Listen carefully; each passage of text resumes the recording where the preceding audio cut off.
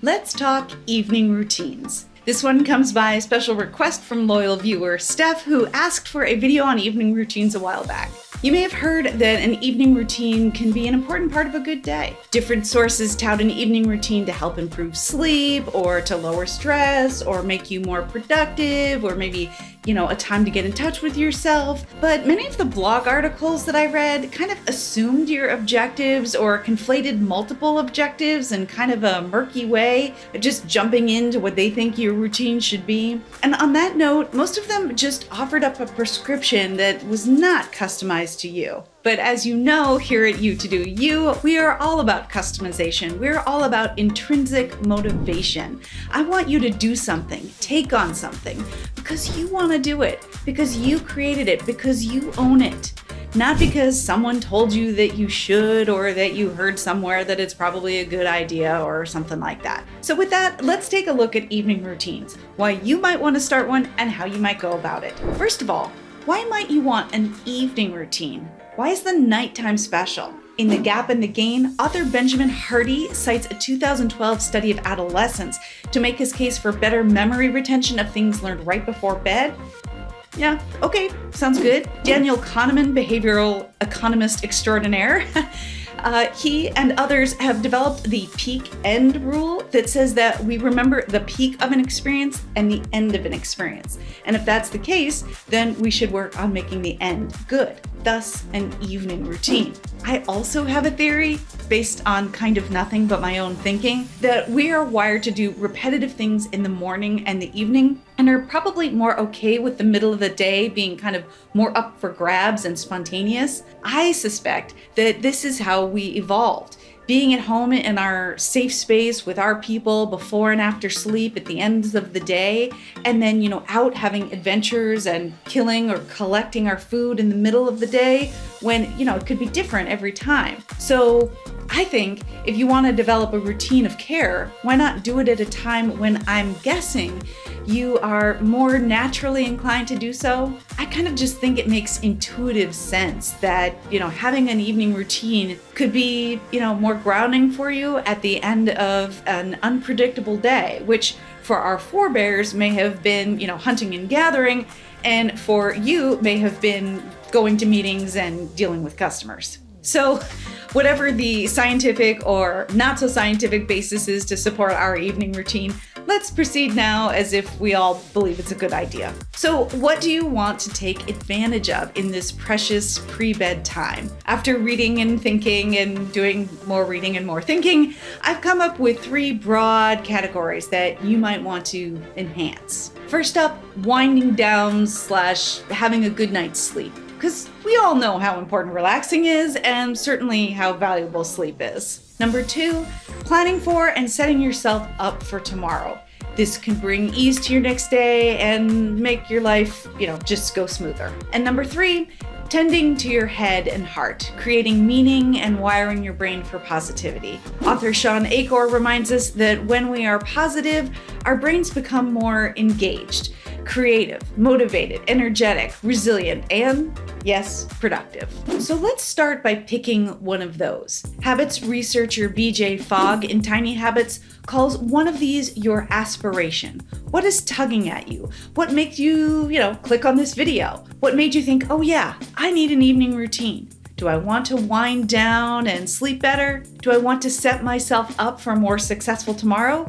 Do I want to bring in more meaning and more positivity into my life? Those are all 3 terrific aspirations, but let's just pick one for now. And from there, with your aspiration in mind, you brainstorm. Just come up with a bunch of behaviors that you might think, if done repeatedly, gets you towards your aspiration. To get you started, I made you a list of behaviors in a Google Sheet that you might consider for each aspiration category. The link to the Google Sheet is in the description box below, and you can copy it and save it in your Google Drive, or download it into an Excel sheet, or just use it for reference. It's, just a starting place, and you can certainly add on your own ideas. And a little side note here, there are some behaviors that might serve more than one aspiration, For example, there are studies that tell us that a gratitude practice before bed can help you sleep better and make you feel more rested the next day and, more energetic the next day. But of course, a gratitude practice is famous for wiring your brain for positivity. So that's a twofer. And you might find more of those along the way. But whatever you come up with, if you're willing to, I would love to if you shared some of your highlights in the comments below. I'd love to learn more. Next, you're going to look through your list of possible behaviors and pick one that is like the best combination of two qualities. First, the biggest impact. You may not know that yet. You may just have to make your best prediction on what you do know, but find ones that you think will move the needle. And two, the easiest one for you to do. Easy can be easy because it's super small, or because it's not very disruptive or different, or because you're excited or motivated to do it. Now, one that you think has a lot of potential impact may not be easy to do, and one that might be easy to do could be something that you predict won't move the needle very much. There might be a trade-off. And if you're not sure, favor easy. When making a lifestyle change, starting small and building up, while not flashy and exciting, is actually, it's more likely to result in you sticking with it. And you can build from your small beginning once you've got that in the groove. Next, we're going to turn your behavior into a habit, something you can do over and over again. We do this by finding a prompt, an anchor to pull us into the habit. You might first observe what your evening generally looks like now. What do you do typically? What do you already reliably do every evening? Brush your teeth, use the toilet, wash your face, change your clothes, set your alarm, or heck, you reliably just get into bed or reliably turn off the light. Or let's say maybe you want to back it up earlier in the evening. Maybe you reliably eat dinner, or you always turn on the TV or turn off the TV or turn on YouTube, or maybe you always have a snack at a certain general time. It could be anything that you do reliably and consistently. And if you can't think of anything, just set an alarm on your phone or other device that you will have nearby. Then, using BJ Fogg's formula, you write a recipe. When I do this, I will do this. When I do X, I will do Y. When I finish brushing my teeth and put the brush back in the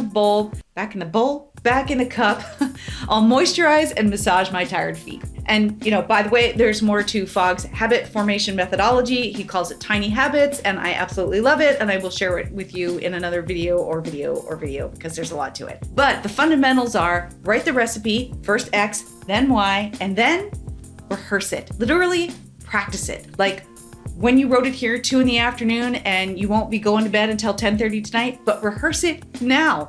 Walk it through as you narrate it to yourself. So, for example, your recipe is, after I change into my pajamas, I'll do a practice of remembering my wins. This is in the category, the aspiration of wiring your brain for positivity. So you get up and you rehearse it. You go into your bedroom, you pretend you're changing your clothes, you're talking yourself through it. I changed into my pajamas, I put my day clothes in the hamper, I sit on the edge of my bed and I pick up my journal. Oh wait, where's my journal? Okay, I'm gonna go grab my notebook and a pen and I'm gonna put them here by my bedside just for this purpose.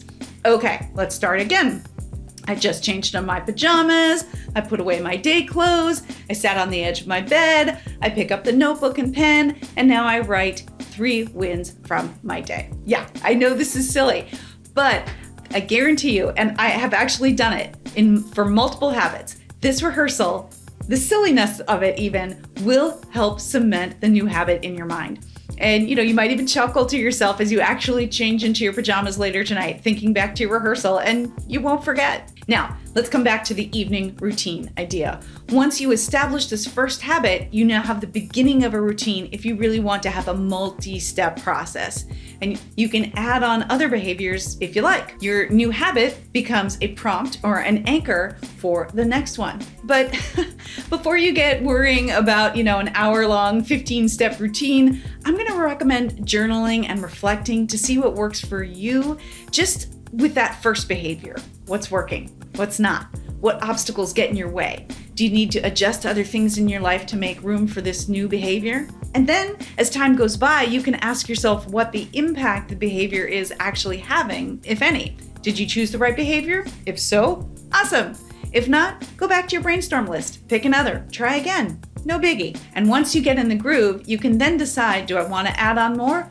Or maybe, kind of the magic of building these small habits is, maybe more habits have naturally tacked themselves on. We'll see. So just in case you're wondering, what evening routines have I established recently? Well, mine is short and sweet, just one habit long, actually. I have sleep troubles and they've gotten worse in the last couple of years, and worse to the point that sometimes I'm actually anxious or scared about going to sleep because the waking up in the middle of the night can sometimes actually be very, very unpleasant. So as I turn off my light, that's the prompt, I say to myself, you have the tools to manage any unpleasant wake-ups. You can handle it. This one is actually a twofer. It wires me for positivity and it certainly helps me sleep. So there you go. No evening routine prescriptions here. There are so many activities and behaviors that you might choose to support any possible aspirations that are important to you that, I can't really give you a prepackaged prescription, a routine that will be guaranteed to work for you, but we can certainly learn from each other's routines. So please feel free to share in the comments below. And while you're there, you can hit the subscribe button to help out the channel. And in any case, I hope this framework has given you a way to develop your evening routine, whether you are inspiring to improve your sleep, set yourself up for a better tomorrow, or be kind to your heart and mind. Thank you so much for watching, and I'll see you next time.